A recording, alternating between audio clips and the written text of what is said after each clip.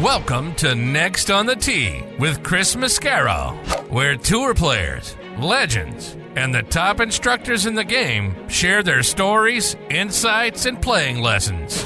Join Chris every week as he talks with the greats of the game. You are the smartest guy I've spoken to on radio or television in my career.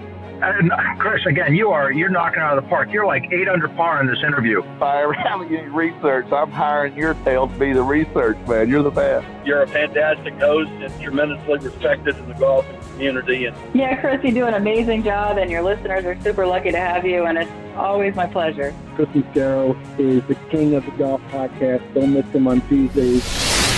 Now, here's your host, Chris Mascaro.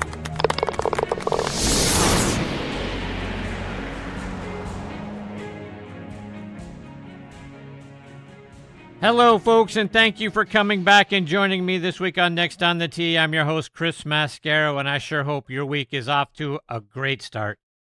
This week, you can imagine, we're going to be talking an awful lot about last weekend's PGA Championship. We saw a lot of birdies over the course of those few days. Guys draining 40, 50, 60-foot birdie putts with regularity. And congratulations to Xander Schauffele on a tremendous win. He gets that best player to have never won a major title off his back now. And kudos to Bryson DeChambeau for his tremendous play as well, and continuing to show us that not only has he transformed his body, he's becoming one of the really likable guys out there. I love the way he called out the guy who grabbed a golf ball that Bryson tried to toss to a young fan, got that ball back for the kid, and the classy gesture he made walking down to the green to congratulate Xander after Bryson had been waiting to see if maybe there's going to be a playoff warming up out there on the driving range, comes down and shakes Xander's hand. I thought that was an incredibly classy move. And at a time when we have so many negative things that people want to talk about happening around the pro level and around the PGA Tour, we really needed this PGA Championship. The free Scotty stuff aside, and look, the horrible, tragic loss of life that surrounded that. Prayers up for the family who tragically lost a loved one early Friday morning. What a horrible scene that was. But inside the ropes, I think what we saw was just great golf. I know there were a lot of birdies. I know the scores were really low, so I get all of that. But I still think it was tremendous golf. Guys had to make birdies, and we got to go out there and see a whole bunch of them, and guys making clutch birdies, namely Xander Schauffele on the 72nd hole to win his first major. How great was that? So kudos again to Xander Schauffele. All right, this week's show, I've got a great lineup that I can't wait to share with all of you. In part one of the show, we're going to kick it off with a long overdue return from Tom Patri. I'll certainly get his thoughts on the tournament and the performances of Xander, Bryson, Tiger, Scotty, and Victor Hovland, who we got to see come back, right? We were waiting to see what was going on with him because his game was struggling. And, well, he went back to his original coach, and the next thing you know, he's right back up at the top of a leaderboard in a major championship. So we'll talk about all of that. We'll also talk about Jimmy Dunne and Mark Flaherty resigning from the PGA Tour Policy Board. So looking forward to getting TP's insights. He'll join me here in just a few minutes. Following him, I'll get a return visit from Champions Tour Pro and Legends Tour Pro, Clark Dennis. Clark is one of the really great guys out there playing on the Champions Tour here in the States and the Legends Tour over in Europe. Got to spend some time with him when he was here for the Champions Tour event at TPC Sugarloaf and the Mitsubishi Electric Classic. We'll talk about that time and the time we spent there and his good play leading up into that tournament. But we'll also talk about the really great players and the wonderful venues that they play over on the Legends Tour in Europe and in that part of the world. Excited to have Clark back as part of the show. He'll join me about 25 minutes from now. Then in part two of the show, one of the all-time great ball strikers and a guy who has battled so many things, so many severe health issues, and now has an even bigger one that he is battling against. Tim Simpson will join me, and we're certainly going to talk about all of those things, plus get some other insights from Tim as well. Looking forward to having him back as part of the show. And then we'll round things out with a visit from Tim Gestel. Tim is a former sergeant in the 82nd Airborne in the U.S. Army. He was injured by a roadside bomb when he was deployed to Iraq. When he returned from deployment, he took up the game of golf, and he says the game saved his life. You'll hear his amazing story when he joins me in the second segment of part two of this week's show. So a lot on tap for you this week, folks. And as always, thank you so much for tuning in and taking the journey with me again this week. Okay, before we get started, though, I want to remind you about our friends over at Kickpoint. Our resident director of instruction, Tom Patri, and I have been working with a company called Kickpoint, and they have done some magical things with our logos and created some polo shirts with some wonderful designs where they take our logos and turn them into designs on a polo shirt. They're absolutely outstanding. Kickpoint Golf is a private label custom golf apparel company making bespoke polo shirts, quarter zips, and hoodies for those selected clubs looking to take their branded game to a whole new level. If you want to check out their apparel, and again, it's going to knock your socks off, send an email to info@kickpointgolf.com. They'll get right back to you. There's no middleman. They're going to go right to the guys that do this work. You're going to check it out, and you are really going to love what they do. I'm going to start showing the polo shirts that they designed for me on my Instagram, @CTMascaro. Check them out there so you can get a sample of what they look like. These guys know where it's at.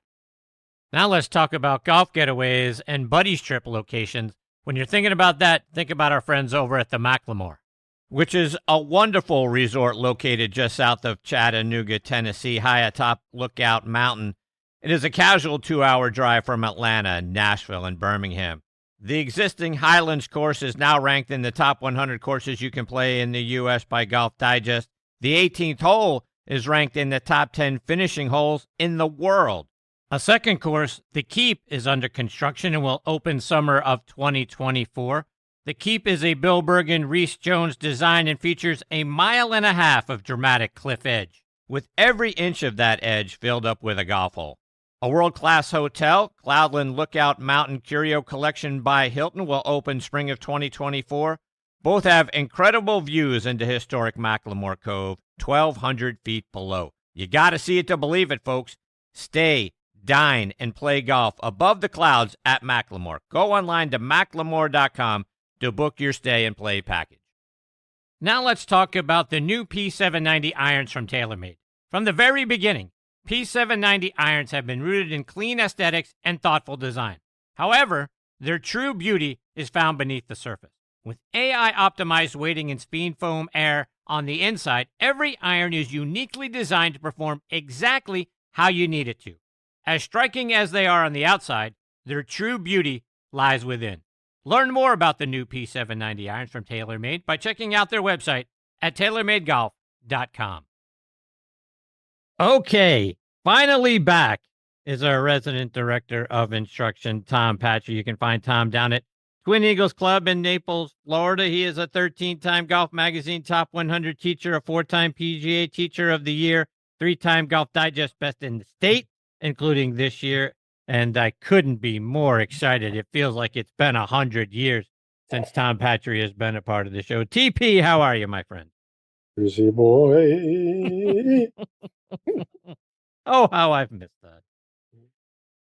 Tom, before we get into the PGA Championship and all the news of the last few weeks, you've been out there playing in a tournament that I am eager to hear how it went. Give us an update. Played in the South Florida Senior Open this past week over in Jupiter, Florida at the beautiful Jonathan's Landing West Golf Course, the Meadow Course, which is a Fazio, really nice golf course in great condition. And I managed, Chris, to take a third place finish and turn it into a 17th place finish. Oh, how did you manage to do something like that? A little Tiger-esque? So on day one, I'm standing on 16T even, and truthfully, at that point, that's as high as it could have been because I really played well 1 through 16, had a couple opportunities, hit a couple really, really good putts that decided not to go in, but felt really good.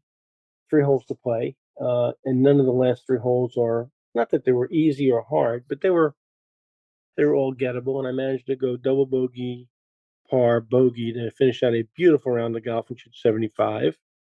So I was really happy about that coming off 18. And then on day 2, I was standing on the 9th tee, even, and I managed to make a triple on 9 and shoot 77, and just couldn't get anything to go in the back nine. I hit a lot of good shots coming in. And, you know, I guess like everybody else out there, we have 2 ways of looking at all these things. I got in the car and I had a 3-hour car ride from Jupiter back to Naples. And I really kind of sat there for 3 hours to break it down. And really, truthfully, and this is going to sound crazy, but, Chris, I played solo competitive golf the last 10 years of my life. I'm just trying to get back into playing some. Drove it well, hit a lot of quality iron shots, hit a lot of greens, and hit a lot of good putts that didn't go. So I took a lot more positive out of it than negative. And looking at the two bad numbers, they're really driven by making poor decisions more than they're making poor golf swings, trying to hit the wrong shot at the wrong time. So a little bit of that was patience factor, trying to force things a little bit. So I think overall, even the fact that it was 17th, I would probably give myself, for the overall performance, a kind of a B to a B plus, and look forward to the next one. So I didn't feel bad about it, actually. So I think we're moving in the right direction. Well, I love the way you framed it up there, because you could have gotten upset with yourself. You could have steamed your way all the way home. You could have really got into the tank after having a couple of bad holes. But as we talk on this show all the time about the mental approach that we have, and to your point about decision making, sometimes we make some poor ones. Sometimes you're trying to force an issue because you made the score that you made the first day. You're trying to press a little bit. But I love the fact that you're looking at it from a more positive perspective, that the majority of the golf played was good, and that's something to build on. Yeah, and it is something. And I've worked this week, and I've got back on a couple of things that I thought were loose out there, and had some good results in practice this week. And I think the next event I have is 18. I'm trying to think. I think it's 18, 19, 20 of June, the South Florida Open, which does have a senior division too. So I think that's next up. All right, so let's switch gears. Let's talk about the golf that we all watched this past weekend, the PGA Championship. You didn't watch me? If the option would have been there, I would have chosen you 10 times out of 10 over these other guys. It was on CW right before the Live tournament. Was it? I must have. I missed that and the Live tournament. Yeah, there you go. There you go. Anyway, your thoughts on what you saw at the PGA? I saw a golf course that seemed kind of defenseless based on conditions. I saw a lot of good golf. I saw a lot of really high quality golf. I saw a lot of good shot making. I saw a guy that has been knocking on the door for a long time finally get his major, and so well deserved. I mean, he's had some close calls, and he's played some really, really good golf in his career. And I don't know much about him really. Like, I know some other guys out there, but I've watched him from afar and really like the way he plays golf.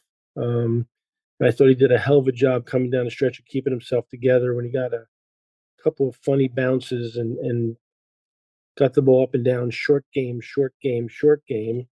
and walked away with his first major. And exciting because, the crazy man, DeChambeau, was chasing him down the street. And when DeChambeau hit that shot that hit the trees and came back out in the fairway, I said, oh, boy. Those are the kind of things that happen when you win, kind of like Freddie on the bank and on number 12 at Augusta. I thought that break from DeChambeau might have been, telling a story, but luckily not, because I wasn't pulling for DeChambeau, and I'll be very public about that. And then Xander made a wonderful up and down on 17 and a wonderful up and down on 18 to clinch it. So pretty cool. I thought it was pretty exciting. So let's stay with the idea of Bryson.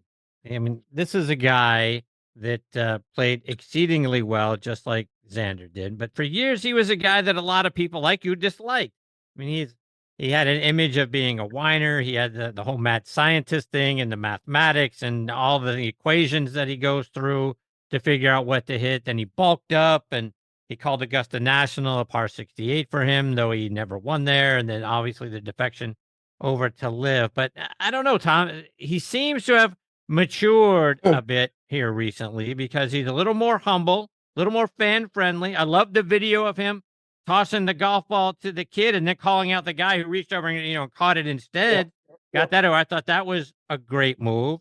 And then look, we consistently see this guy working late into the night out on the range. We saw it again on Saturday night after the third round. He's still out there at 8, 9, 10 o'clock at night hitting golf balls on the range. He seems to be doing all the things that we want a guy to go out there and be.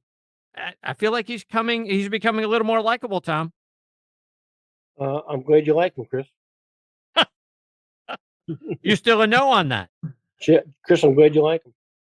And I like the classy move there at the end when he was waiting, out on the practice range, trying to stay warm in case there was a playoff, but he came down to the green to congratulate Xander. I think there's a lot of nice things that we're seeing from Bryson. I like him. I got to admit, I like him. I'm happy for you, Chris. All right, moving on. Chris, let me say one thing to you. Yeah. LIV. I hear you. I'm done. You're done? You go there. If you go there, we're done. Huh? You're not in the Tom Patri camp anymore. You are dead. You're invisible. You're gone. Adios, muchacha. You're so harsh. So harsh. Well, listen. If you want to pull for a live guy, that's your prerogative. But not I. Not I. Yeah. All right, so let's go back to Xander for a minute. Obviously, that's his first major. We waited forever, it felt like, for Phil to get his first major. And kind of once he got over the hump, numbers 2, 3, 4 kind of came pretty, rapidly in succession. Do you expect that Xander might get number 2 or 3 here over the remainder of this year? We've got 2 left this year. And then, getting into obviously next year and all 4 that are going to be available. Do you think that maybe now numbers 2 and 3 come quickly for him? Well, he's certainly played well at Augusta before, right? He's played well in multiple majors before. It wouldn't shock me. But, Chris, listen, it's so hard. It's so hard to win on the PGA Tour, period. But it's so hard to win a major because there's only, as we know, 4 of them. Actually, there's 5 of them a year, but according to me, but 4 of them according to some other people. And the next 2 coming up, one is just a torture chamber in terms of the U.S. And the British is such a crapshoot with you get a funny bounce here or you get a bad tee time with wind. There's so many things that have to go right at the Open Championship for you to be in the mix. Listen, he's playing well. He played well the week before the PGA. He played well at the PGA. Is he competitive? Has he got confidence right now? All the above is true. But it's so hard to win a major, let alone win 2 in the same season. Would I bet he's going to do it? No, I bet against him doing it. If you want to give me the field, I'll gladly give you him. Am I pulling for him? He's really likable. I like him a lot. I like the way he plays. Like I said, I don't know him personally at all, but I like the way he carries himself. I like the way he handles himself. It's certainly a guy I pull for. I don't see 2 majors to one guy in the same year right now. How about Scotty getting arrested and then coming out of the holding cell and shooting 66 in the second round? You mean Scotty the criminal? The felon? The felon? He could be a felon. You never know. What a debacle. I mean, first of all, and I'm sure you feel the same way, our hearts and prayers go out to the family of the gentleman that was killed that morning in a freak accident. What a tragedy. It's funny. Denise and I were talking about this a little bit. When we worked the last Open at Shinnecock, we ran the range that week. The USGA I think, and Shinnecock and Southampton Town at Shinnecock that year did a really smart thing. There was some parking across what is called Montauk Highway, which is a really busy thoroughfare right in front of Shinnecock. And there was some parking across the street on the other side of this thoroughfare. And instead of having policemen at the intersection there crossing people over, they built a walking bridge over Montauk Highway, a temporary walking bridge. So you kind of went upstairs, walked over the highway and back down on the other side. And there was no interaction with the traffic at all.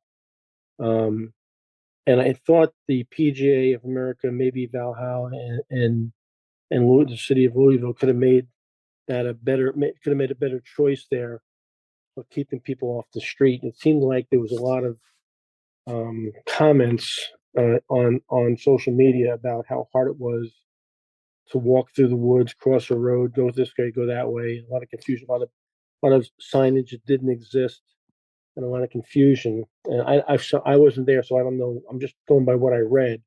But what a tragedy that was. And then behind the tragedy, here comes Scotty, you know, driving into a major, number one player in the world, and we end up in a jail cell. What a debacle! What a complete debacle! I mean, I don't know how. I have a hard time figuring how in a marked courtesy car. I know it was 6 o'clock in the morning. I get it was still dark out. A marked courtesy car, that happens. I mean, and he said he was asked, "Did you tell the officer who you were?" And he said no. Why would it be? Why would the answer to that question be no? Why wouldn't you say, "Excuse me, officer, I'm Scotty Scheffler. I'm playing in the event, and I'm just trying to get in there for my tee time." For him to say nothing, it's kind of a weird scenario, and then the way the cop behaved is pretty weird too. So I got to believe this whole thing is going to go away, and it's going to be kind of swept under the table. I hope it is, because I think it's ridiculous.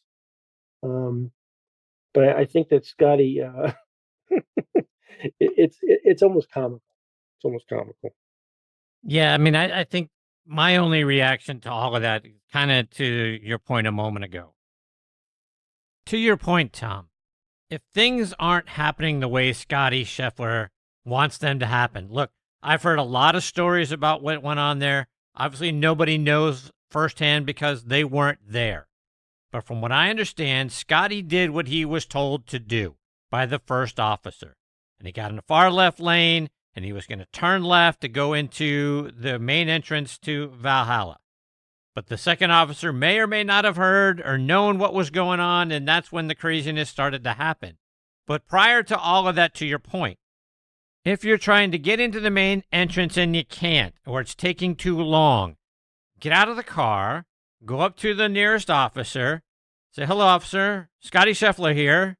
I'm trying to get over there. Can you help me out?" And let the officer handle it from there. I don't know. This seems like something that could have been avoided. But again, I wasn't there. I don't know. And I'm hearing a lot of these things second or third hand. But there seems like there was an opportunity to make this better and to have avoided everything that went wrong for Scotty in that situation. Yeah. I mean, so I don't know Scotty Scheffler at all. I've never even been around him or been in his company. And he seems like an awful nice young man. But he also seems like a little bit of a goober to me. I mean, Is that right? You're the number. Sorry, what'd you say? What'd you say? What'd you just say? Like, really? Is he now? Well, I mean, you're an adult. You're a tour player. You travel every single week of your life, and you're pulling into a major. You can see you don't know what's going on, but you know there's some chaos, and you travel all over the world. Like you said, Chris, you stop the car, you put it in park, you open the door. "Officer, I'd like to introduce myself. I'm the best player in the fucking world right now, and I'm playing in a major. Can you help me get in there? Because it seems like something's happened here." "Oh, really? There's been a tragedy. What? That's terrible. Can you help me get in there so I can go, start my warm up?" Right. Is that hard? Is that hard to do? But no, he doesn't do that. He not only doesn't do that, but he doesn't follow directions, and he drags some guy 50 feet. I mean, and now listen, I'm sure there's two sides to the story. Yep. And I'm sure the cop was a little bit of sounds like a little bit of a horse's ass too. But yeah. But all this could have been prevented. Just get out of the car. Introduce yourself, shake your hands, give him a Titleist, a signed Titleist, give him a kiss, and say, "Can you help me get in here?" Game set match. Right. It's insane. It's insane. Yeah.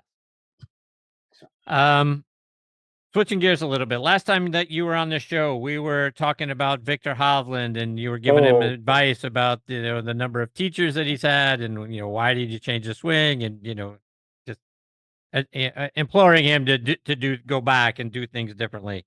And it appears like he heard you, and I mean, millions of people listen to you every other week when you're on the show, and certainly heed your advice, and he did that. and went out and played exceedingly well. Shot 68, 66, 66, 66. He rockets up the leaderboard on Sunday to put a little heat on Xander, ended up finishing third. But it's encouraging to see that he went back to his original teacher. He made whatever adjustments back to where he was before. It's encouraging to see that he played so well. Maybe we're going to get the Viktor Hovland we saw last year at the Tour Championship and at the end of the season now reemerge going forward. What are your thoughts about what you saw from him?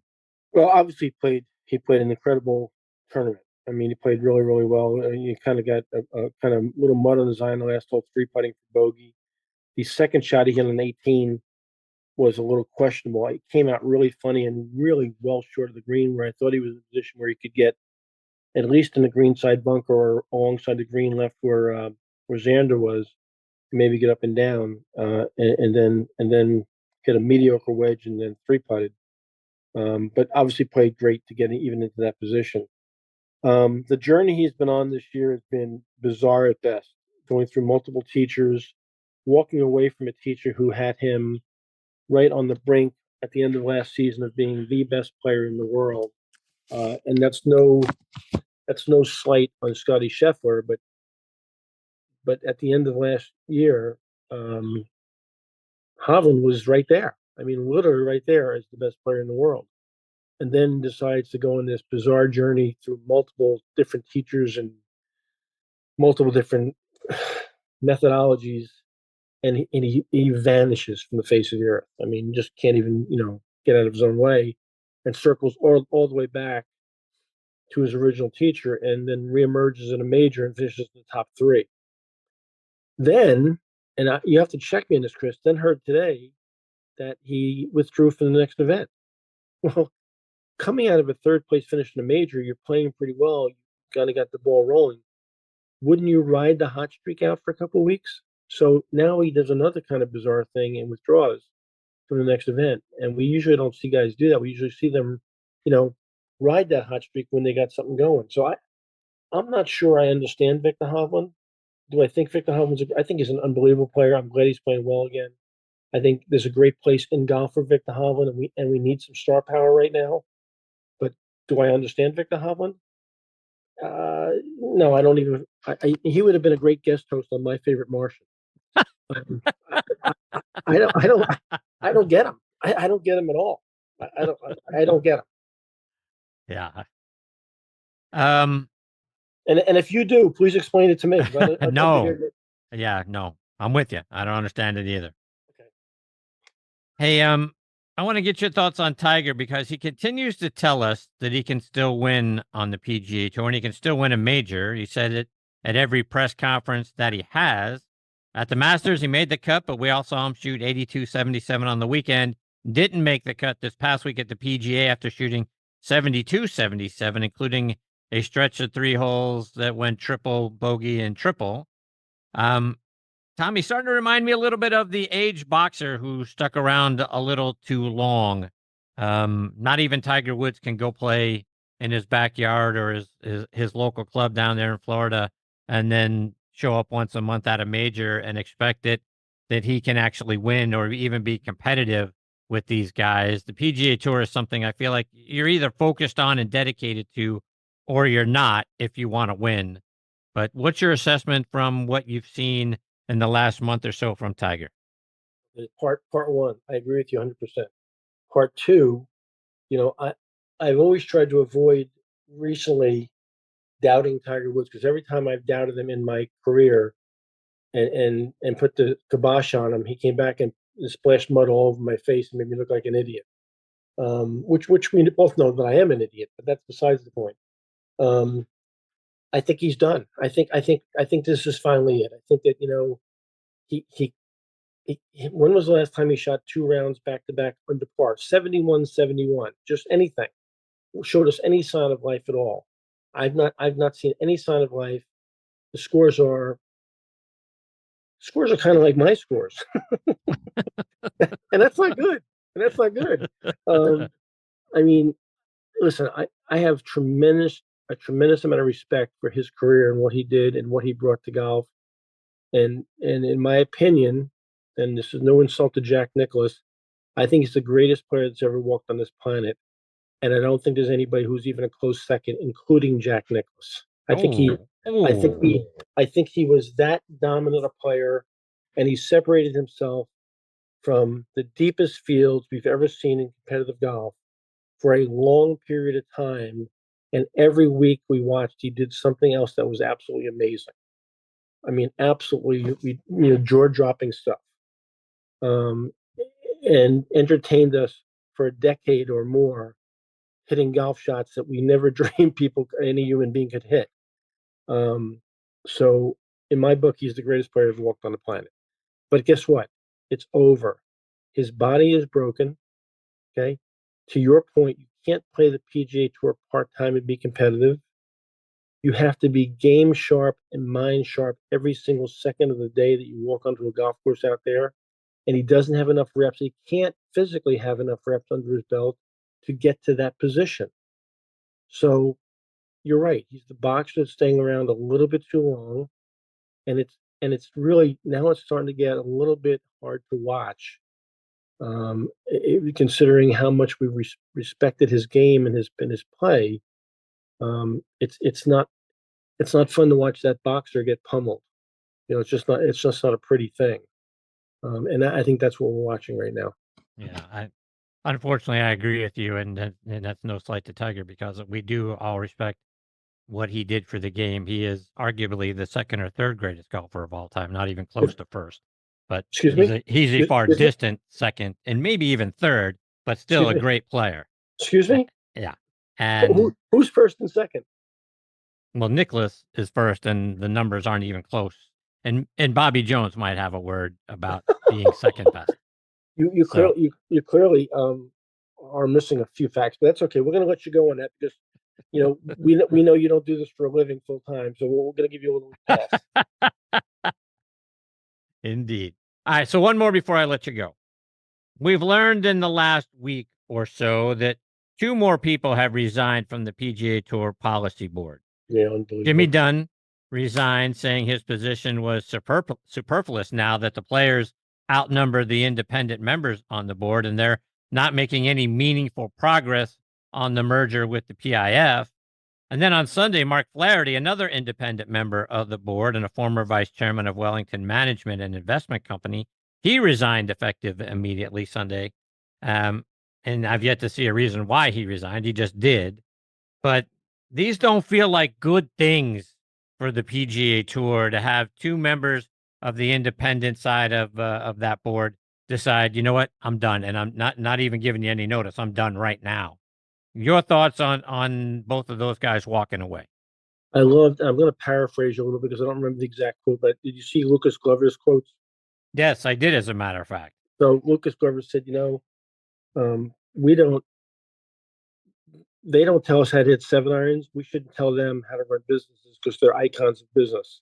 And for us to sit in a room to make incredibly difficult and very, very, very important business decisions and think that we're smarter than them when they've run multi-billion-dollar companies successfully for years and years and years shows how damn stupid we are. And we don't know for sure, but all the indicators are that Patrick Cantlay is the smartest guy in the whole room, and to kind of, I think push him out is the wrong thing. I think I know Jimmy. Jimmy and I grew up playing junior golf together. I know Jimmy pretty well. He doesn't really, like nonsense at all. He's a pretty serious guy, and I think he just looked across the table and said, "You know what, boys? If you think you're that damn smart and you can figure this out on your own, and you can negotiate with those people who are cutthroat business people, you guys have at it. Good luck to you." And I think that 10 or 15 years now, we're going to look back at this period of time and what's going to happen to the PGA Tour and who's going to control it. I think the handwriting's on the wall. I hope to God that you and I are both wrong, because I know we share a lot of the same opinions, Chris, but it doesn't look good. And those guys in that room who think they're very smart, we're going to find out just how smart they really are pretty soon here. Yeah. Well, I certainly agree with that. And not having at least, and I don't know anything about Mark Flaherty outside of the fact that he's a former vice chairman of Wellington Management, but Jimmy Dunne, it seems like, is one of the smartest businessmen we have in the country. And the thought that he has thrown up his hands and is like, you know what, I'm out. That doesn't feel like that's a win for the PGA Tour in the future of what's, whether it's a merger with PIF or going on without them. From a business perspective and cutting deals and knowing how to promote the tour and all of those sorts of things, it seems like you'd want Jimmy Dunne in the room. And the fact that he's not now seems like a huge loss to the tour. Because, like I said, we grew up playing junior golf together. I've known Jimmy since I was, I'm trying to think, 13 years old. I'm 65. And I've watched close up and I've watched from afar. I know who he is. I know what's in his heart. I know what kind of person he is. I know what kind of savvy he has. You know what, boys? Shame on you. You just made a big, big mistake. Yep. And it's going to change. I think it's going to change the course of golf history. That person walking out of that room because he had enough of that nonsense in that room is going to change golf history.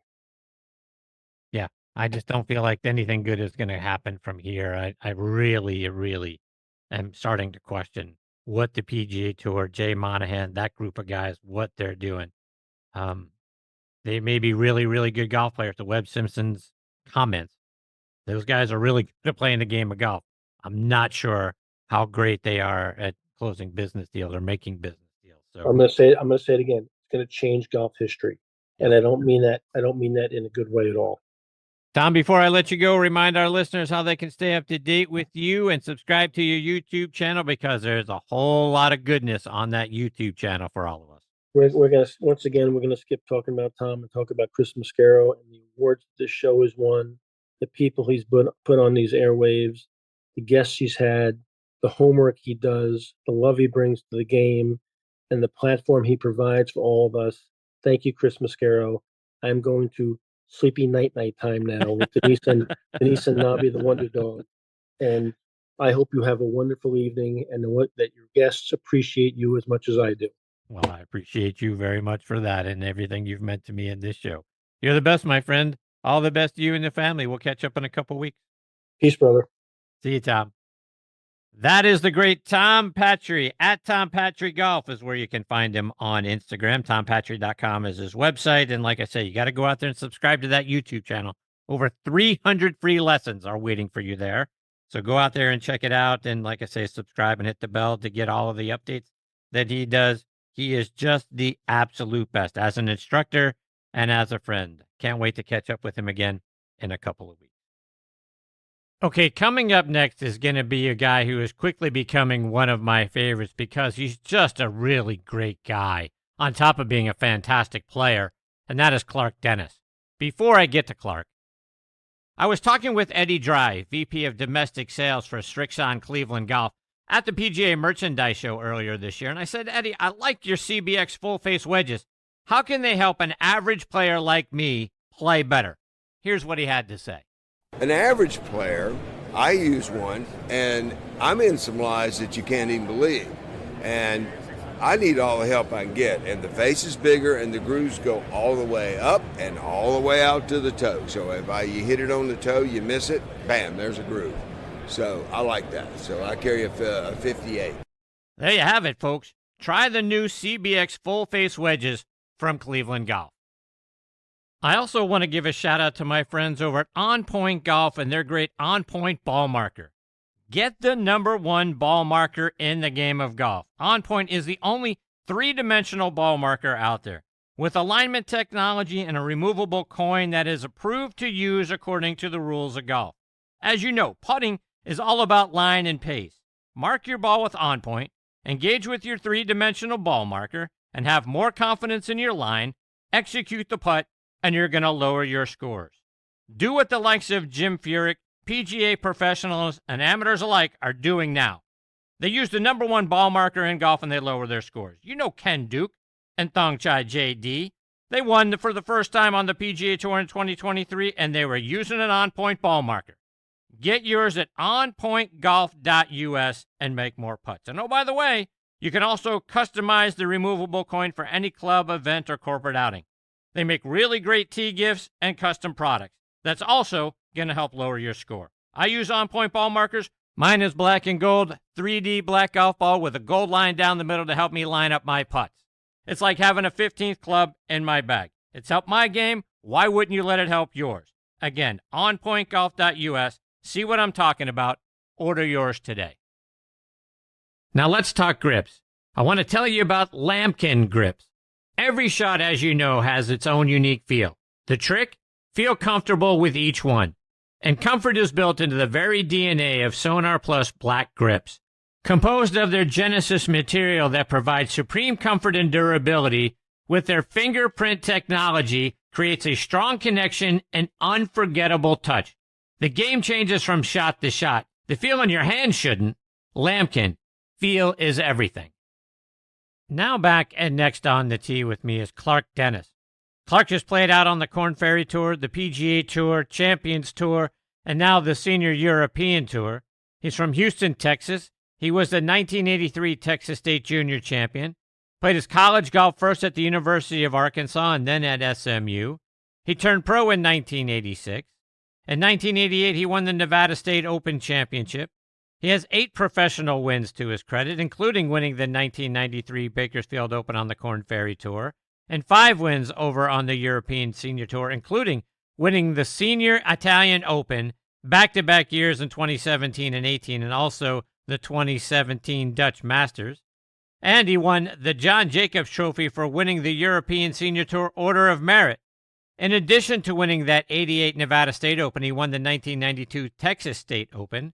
He finished tied for 6th in 1994 at the U.S. Open at Oakmont. I got to meet and spend some time with Clark when he was here a few weeks ago for the Mitsubishi Electric Classic at TPC Sugarloaf, and he is a fantastic guy on top of being a fantastic player, and I couldn't be more thrilled he is back with me again this week here on Next on the Tee. Hey, Clark, thanks for coming back on the show. Thanks, Chris. It's good to be here. So, Clark, the last time you joined me was last fall, and at that time, your Texas Rangers were in the postseason. Shortly thereafter, they go on and win the World Series. So I got to ask you, what was it like for you when that final out was recorded in Game 5? You know, as a long-suffering Rangers fan, I know you said I was from Houston. I was born in Houston, but we moved to Fort Worth when I was 10, and I used to go to the Rangers. I didn't become a baseball fan until we moved up to Fort Worth. And I went to the old Ranger Stadium, which was a horrendous stadium, you know, terrible seats. And that's where I first saw professional baseball. And I was just hooked. And that was a great experience last year. I was in Spain, playing in Spain on the Legends Tour. My son, Will, who normally caddies on the PGA Tour, was caddying for me that week because they were off for a few weeks.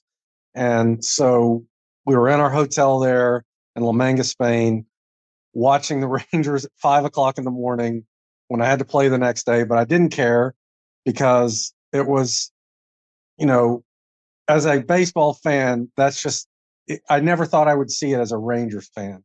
And it was an amazing experience to see them win the World Series. I was halfway around the world, but it brought me great joy to see that. It really did. I bet it did.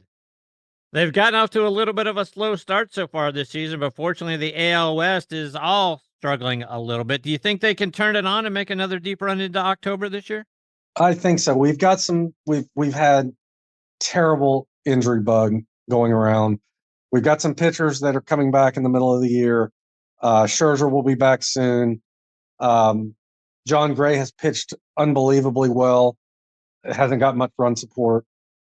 So I think, you know, it's such a high power offense. I cannot see it staying that. You know, Young is really kind of a catalyst for that offense, and he's been hurt. So I think once he comes back to full strength and the offense gets to clicking, I see them making a really strong run in the second half when their pitching steps. So their pitching has actually not been so bad this year. I mean, that was kind of, they were saying if we can just hold on till the middle of the season, we get some pitching, you know, some guys that are injured back. But that's really hadn't been their problem. Their offense has been slow to heat up. So I think it will, and I think they're going to win the West, and anything can happen in the playoffs. All right, let's talk a little golf because we're on the heels of the PGA Championship at Valhalla. Tell me about what you saw this past weekend. What'd you think? Well, Valhalla has taken a lot of heat for having low scoring, but if you look back at the history of Valhalla, you got Tiger and Bob May, you've got the Ryder Cup there. Every event there has had great drama. And I think that's the hallmark of a great golf course. It doesn't have to be even par winning event to be a great event. And outside the unfortunate incident on Friday, I think it was a great event. I think, Schauffele winning his first major. I mean, he looked fantastic. I think he's going to be a great player for a long time. I think it was a great event. Let's take that idea a step further, Clark, because the course was very gettable. I've never seen as many guys draining 40, 50, and 60 footers all weekend long as I saw this past week at Valhalla. And obviously the final score, a 21 under par by Xander, and Bryson DeChambeau at 20 under par right behind him. Talk about that. And are you okay seeing a major championship with a final score that far under par? I think it's entertaining. I'm actually okay with that. Look, a lot of times you can't dictate what the weather does, right? And it rained, it was soft. I mean, these guys hit it so far that they're going to be hitting short irons into even 500-yard par fours. So if the greens are soft, they're going to eat it up. I mean, that's how it is. But I don't think that's a terrible thing. Do we want to? I mean, I think at Pinehurst we're going to see even 1, 2, 3, 4 under win. Depending on the conditions. That's also good. I don't think we have to have that every week or every major. You're going to have some, if you go over and play the Open Championship and you have a great week at St. Andrews, they're going to eat that course up. So right. Does that mean St. Andrews isn't a great course? Of course not. St. Andrews is a fantastic golf course. And if you shoot 18 under there and it's been a great week of weather, good for you. You've played great golf.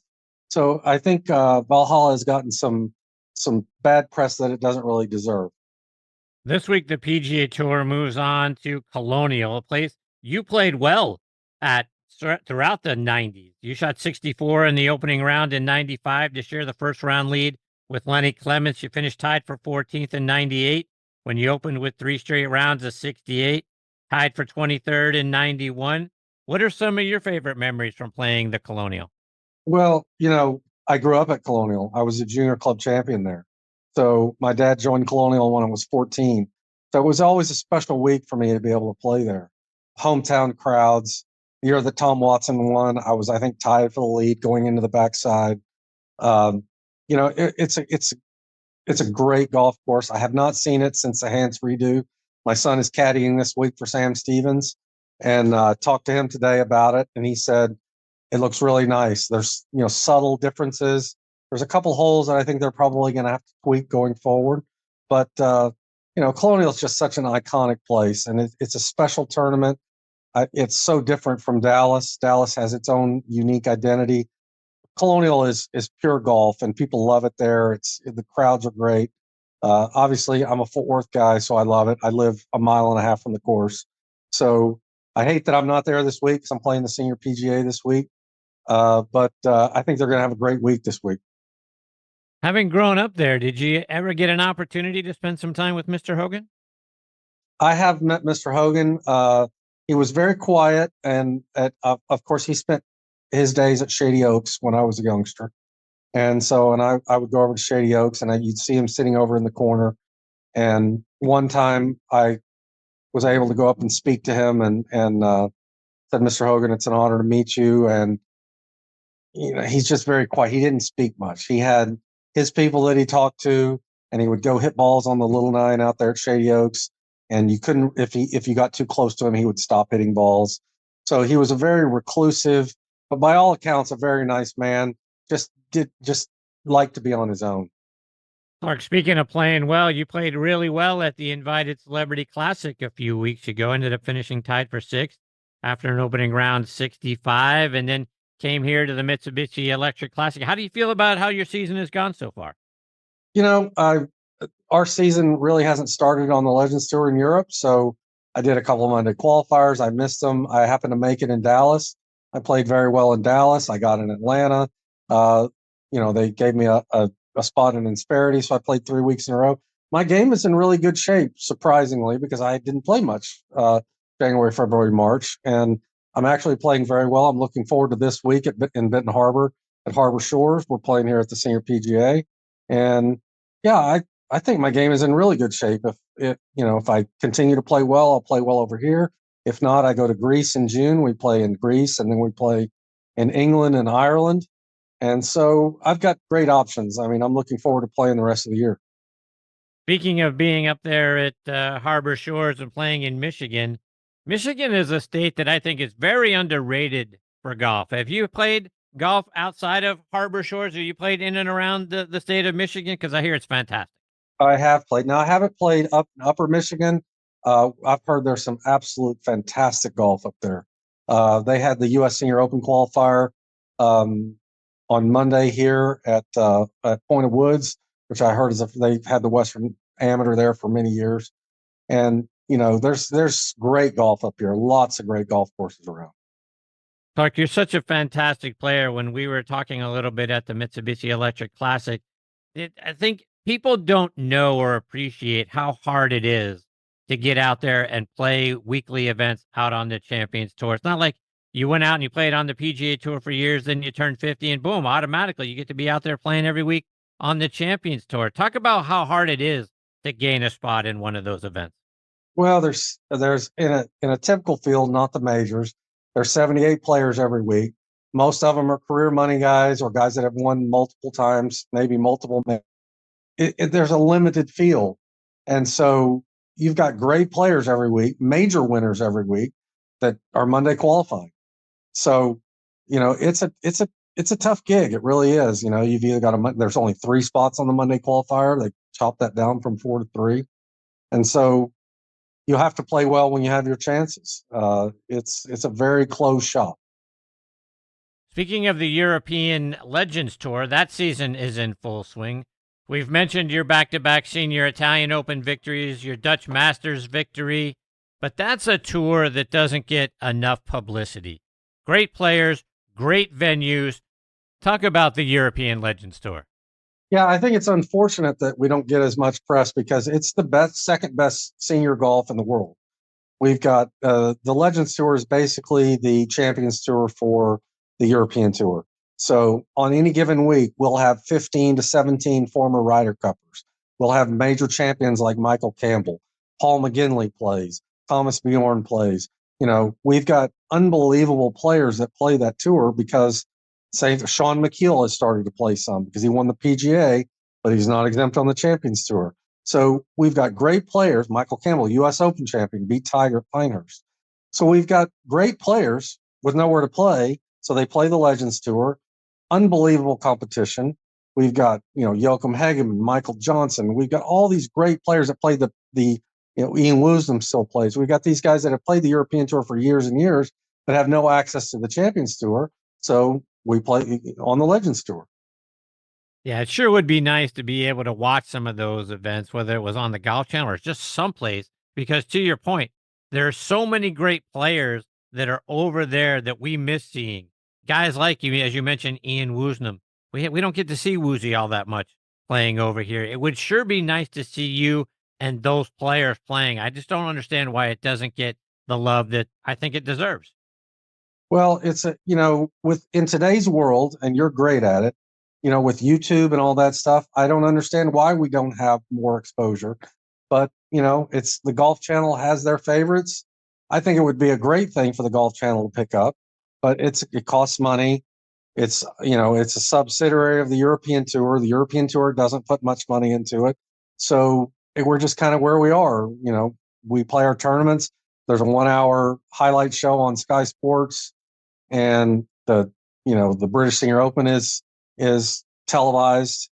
And other than that, nobody really knows that we're playing. But like I say, there's some fantastic players.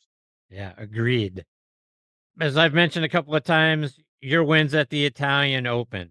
It's played a little bit later on this year, late October. This year it's going to be held at San Domenico Golf Club near Sicily. Talk about that golf course and going back to play there again. Yeah, so this will be our 3rd time at San Domenico. San Domenico is down in Puglia, which is kind of in the heel of Italy. Beautiful, beautiful place. It's called the Borgo Ignazia is the hotel on the golf course. Probably the finest hotel I have ever been to. I mean, it is utterly amazing. The food, as you would expect in Italy, is incredible. The golf course is nice, right on the ocean. Um, we play some absolutely stunning places on the European Tour, and we go all over the place. So it really is unfortunate that it isn't shown more, because I think not only the golf, but I think the venues that we go to, I think people would love to see it. We're playing in Vietnam later in the year. We're playing at Punta Mita in Mexico. Uh, the venues are fantastic. So it is unfortunate that we're kind of playing behind a wall. Nobody sees it, but I'm having a great time doing it. Yeah, let's take that a step further, because to your point, I mean, we're used to seeing the golf courses that we see every week, every year here on the PGA Tour. There's some different ones when we start to watch the Champions Tour a little bit, like some of these Michigan courses that we don't get to see all the time. But to your point, the venues that you guys play are some of the most scenic golf courses on the planet. I think it would be great to be able to see the core of great players that you've talked about on some of these courses that we would just be in awe over, because of the venues and the vistas and the views that you get to see that these courses or these tournaments are played on. I think so. We're playing the European PGA at Trump Aberdeen, which is one of the most stunning courses you've ever seen visually in your life.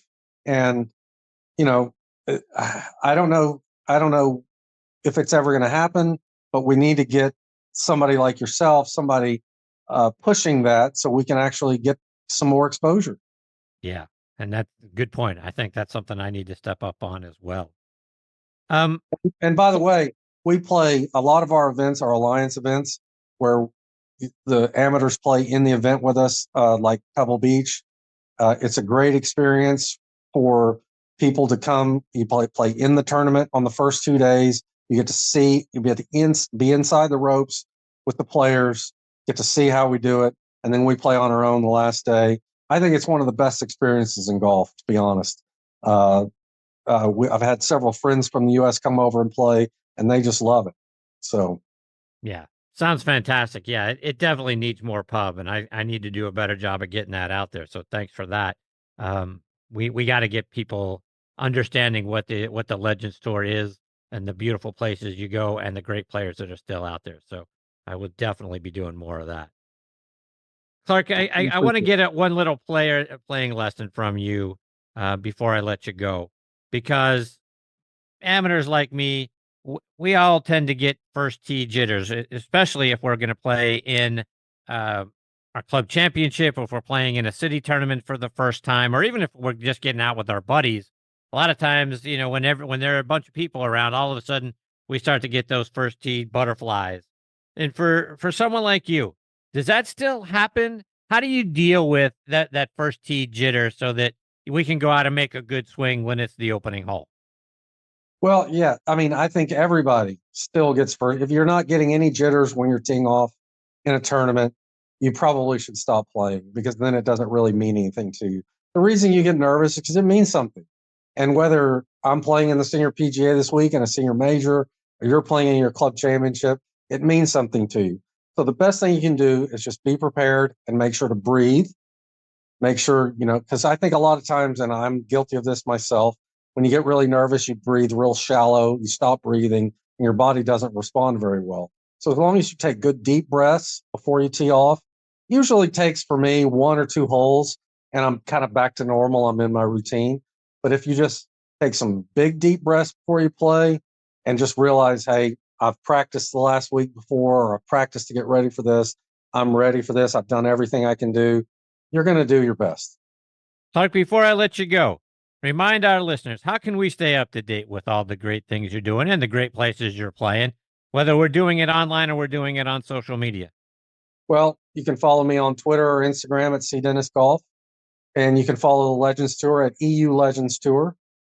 And you can also go to the European Tour website and hit the Legends Tour tab and follow us that way. And we've got some great stories on there, some players that you've never heard of, and also some players that are major winners and Ryder Cuppers. So it kind of runs the gamut. Clark, I can't thank you enough for taking time out of your busy schedule to come back and be a part of this show. you've become one of my absolute favorites, not only from the first time you were on the show, then being generous with your time when I got to see you at the TPC Sugarloaf, and then to come back tonight. I think you're doing some great things. I think I do, and we as a golf community need to do a better job of pubbing the Legends Tour and the great players you have out there and the great places you go to play. I hope you'll come back and share more of your stories, maybe a little bit later on this year, about how it's going over there when you're playing, and update us on all the great things that you've been up to.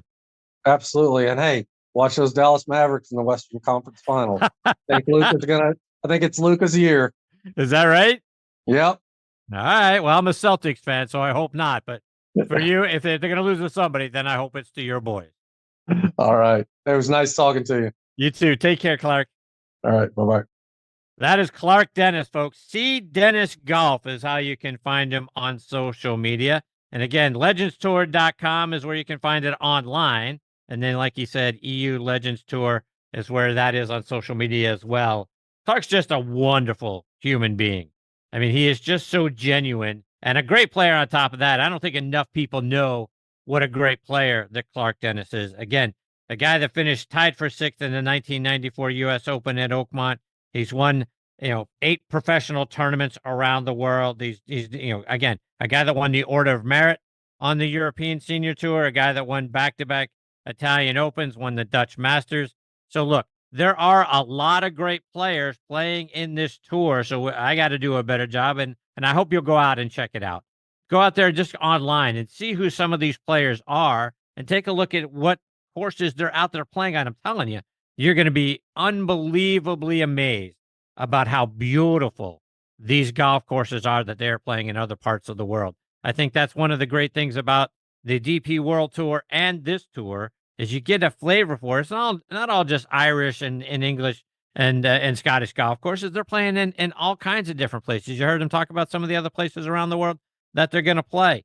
So when they're all across, whether it's Europe or Asia or Australia and some of the other places that they get to go and play, these golf courses are absolutely stunning. And then again, the core of golfers that are out there playing that we are all familiar with, and you went, whatever happened to? So they're out there playing on the European Tour. Go out there and check those guys out. See how they have been playing. See what those guys are up to. That's another thing I need to do is get more of these, guys that are playing on the Legends Tour to come be a part of this show and tell their stories as well. But Clark is, like I say, just a wonderful human being and a great player. And I really look forward to having him back on the show and hearing how his season goes over there as well. All right, my friends, it is time for me to put a bow on part 1 of this week's show. My sincere thanks to Tom Patri and Clark Dennis for joining me. Coming up in part 2, please come back for that one. It'll drop in a couple of days. I'll be joined then by one of the all-time great ball strikers and a fantastic friend of this show, Tim Simpson. I'll also get a visit from former sergeant in the 82nd Airborne Division of the U.S. Army, a guy who is now an assistant high school golf coach.